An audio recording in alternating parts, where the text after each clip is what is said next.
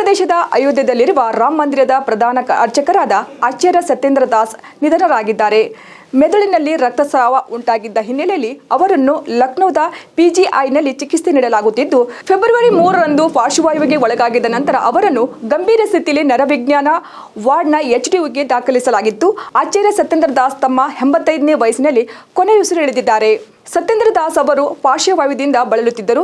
ಜೊತೆಗೆ ಮಧುಮೇಹ ಮತ್ತು ರಕ್ತದೊತ್ತಡ ಹೆಚ್ಚಾಗಿದ್ದು ನ್ಯೂರಾಲಜಿ ವಾರ್ಡ್ನಲ್ಲಿ ಚಿಕಿತ್ಸೆ ಪಡೆಯುತ್ತಿದ್ದರು ಎಂದು ವೈದ್ಯರು ಮಾಹಿತಿ ನೀಡಿದ್ದಾರೆ. ಸತ್ಯೇಂದ್ರ ದಾಸ್ 1992ರ ಡಿಸೆಂಬರ್ 6ರಂದು ಬಾಬರಿ ಮಸೀದಿಯನ್ನು ಕೆಡವಿದಾಗ ತಾತ್ಕಾಲಿಕ ರಾಮ ಮಂದಿರದ ಅರ್ಚಕರಾಗಿದ್ದರು. ಅವರು ಆಸ್ಪತ್ರೆಯಲ್ಲಿ ದಾಖಲಾಗಿದ್ದಾಗ ಮುಖ್ಯಮಂತ್ರಿ ಯೋಗಿ ಆದಿತ್ಯನಾಥ್ ಕೂಡ ಕೆಲವು ದಿನಗಳ ಹಿಂದೆ ಅವರನ್ನು ಭೇಟಿ ಮಾಡಿ ಅವರ ಯೋಗಕ್ಷೇಮ ವಿಚಾರಿಸಿದ್ದರು.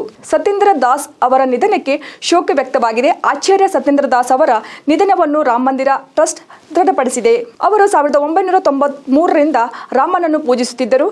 ಶ್ರೀರಾಮ ಜನ್ಮಭೂಮಿ ತೀರ್ಥಕ್ಷೇತ್ರದ ಪ್ರಧಾನ ಕಾರ್ಯದರ್ಶಿ ಚಂಪತ್ ರಾಯ್ ಮತ್ತು ದೇವಾಲಯದ ಆಡಳಿತ ಮಂಡಳಿಗೆ ಸಂಬಂಧಿಸಿದ ಇತರರು ಮತ್ತು ಅರ್ಚಕರ ನಿಧನಕ್ಕೆ ತೀವ್ರ ಸಂತಾಪ ವ್ಯಕ್ತಪಡಿಸಿದ್ದಾರೆ.